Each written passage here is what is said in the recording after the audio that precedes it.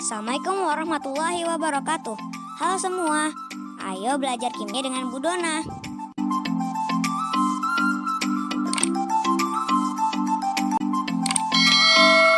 Oke, pada kesempatan kali ini kita akan membahas menghitung delta H, perubahan entalpi reaksi dengan menggunakan data kalorimeter. Kalorimeter adalah alat yang digunakan untuk menghitung perubahan kalor suatu reaksi. Misalkan kalorimeter itu Ibu gambarkan seperti ini bagannya. Jadi dalam kalorimeter itu terdapat sistem dan lingkungan. Sistemnya siapa? Yaitu zat yang bereaksi. Siapa lingkungan? Yaitu yang di luar sistem ini, yaitu air dan dinding kalorimeternya. Kemudian dalam kalorimeter itu terjadi reaksi eksoterm. Artinya reaksi yang terjadi itu melepaskan kalor. Jadi zat yang bereaksi melepaskan kalor. Kalor yang dilepaskan diserap oleh air dan dinding kalorimeter. Sesuai dengan asas Black, Q yang dilepaskan itu adalah sama dengan Q yang diterima. Siapa Q itu adalah kalor. Siapa kalor yang dilepaskan? Yaitu adalah Q reaksinya. Jadi kalor yang dilepaskan itu berasal dari zat yang bereaksi yang disebut dengan sistem tadi. Jadi Q yang dilepas kita ganti menjadi Q reaksi sama dengan Q yang diterima. Siapa yang menerima kalor? Adalah air dan dinding kalorimeter. Berarti Q yang diterima kita ganti menjadi Q air atau Q larutan ditambah Q kalorimeter. Karena reaksi bersifat eksoterm, maka Q reaksi sama dengan min Q air atau Q larutan ditambah Q kalorimeter. Jadi min ini menjelaskan kepada kita bahwa reaksi bersifat eksoterm atau melepaskan kalor. Kemudian rumus Q air atau Q larutan itu apa? Q air atau Q larutan sama dengan M air atau M larutan dikali C dikali delta T. Kemudian Q kalorimeter adalah C besar dikali delta T. Nah, apa itu Q? Q itu adalah jumlah kalor yang dilepas atau yang diterima. Sedangkan M adalah massa air, satuannya adalah massa air atau massa larutan, satuannya gram. Q tadi satuannya bisa joule, bisa kalori. Kemudian C kecil itu adalah kalor jenis air atau kalor jenis larutan, satuannya joule per gram Kelvin. Sedangkan C besar itu disebut dengan kapasitas kalor, satuannya joule per Kelvin. Kemudian delta T adalah perubahan suhu, satuannya Kelvin atau derajat Celcius.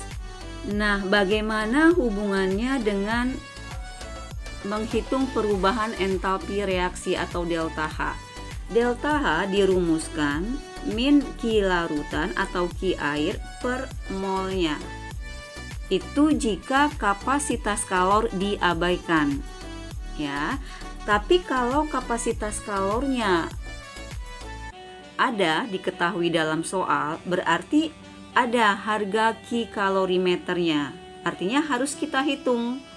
Berarti delta H sama dengan min Q larutan atau Q air ditambah Q kalorimeter per molnya. Kal ini kalorimeter maksudnya ya.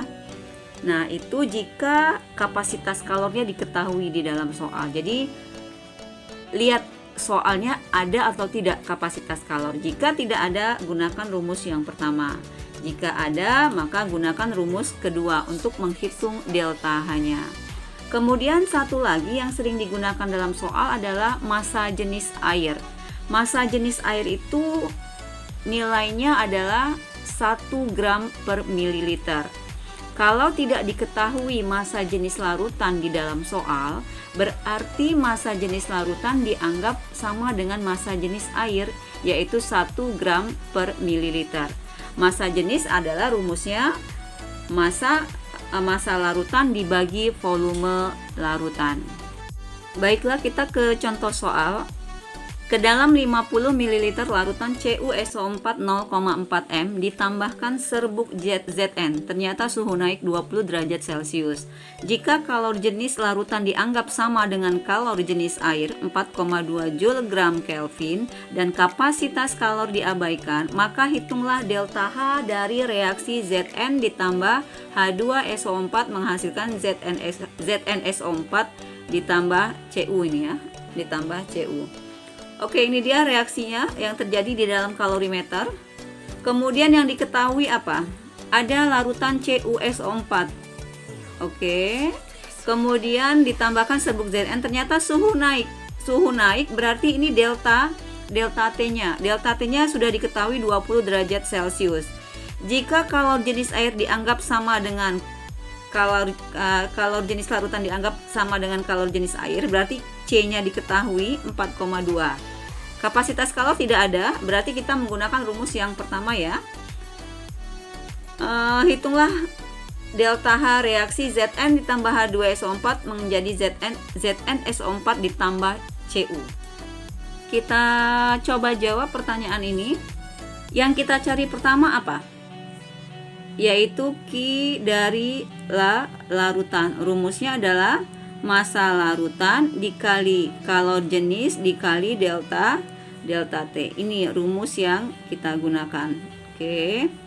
Sekarang massa larutan belum ada, ya kan? Massa larutannya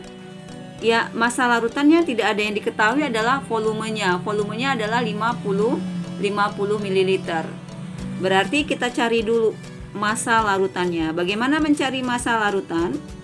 Volume 50 ml, volume larutan. Berarti pakai menggunakan rumus massa jenis air. Karena massa jenis larutan tidak diketahui, berarti dianggap massa jenisnya sama dengan massa jenis air. Rho air adalah sama dengan 1 gram per mililiter.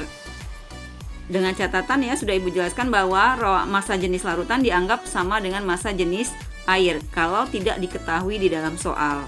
Berarti massa larutan sama dengan apa? Rho dikali volume. Berarti 1 gram per mililiter dikali 50 mililiter. Coret berarti sisa gram. Berarti massa larutan sama dengan 50 gram.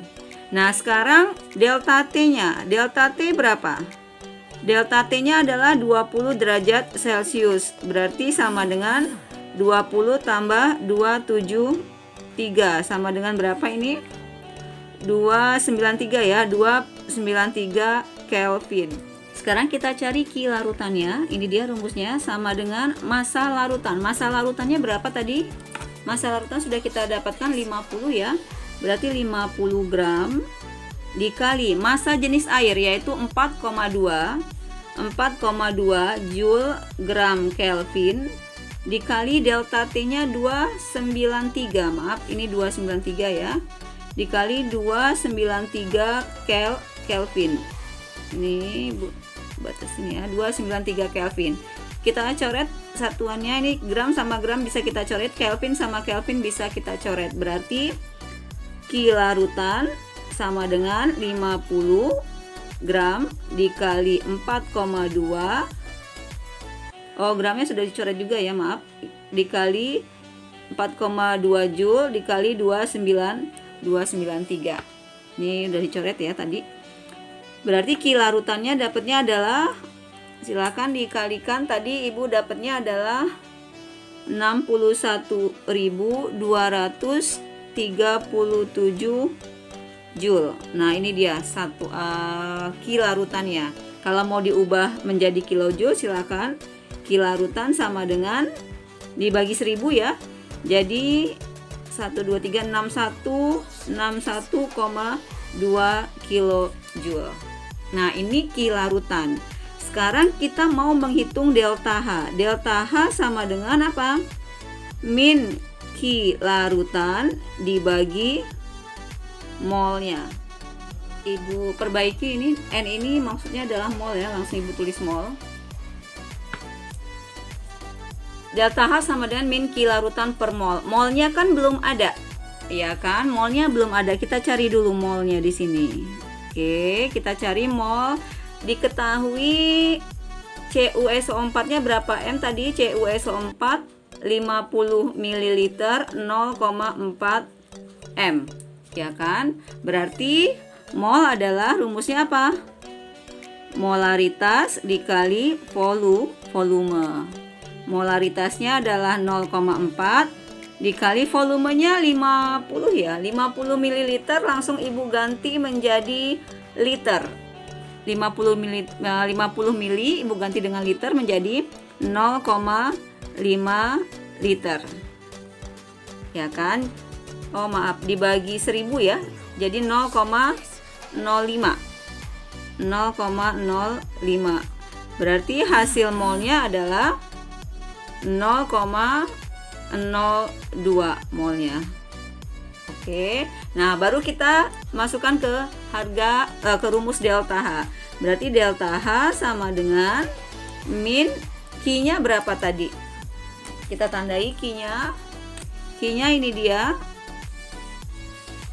61,2 kilojoule. Berarti delta H sama dengan min 61,2 dibagi molnya 0,02.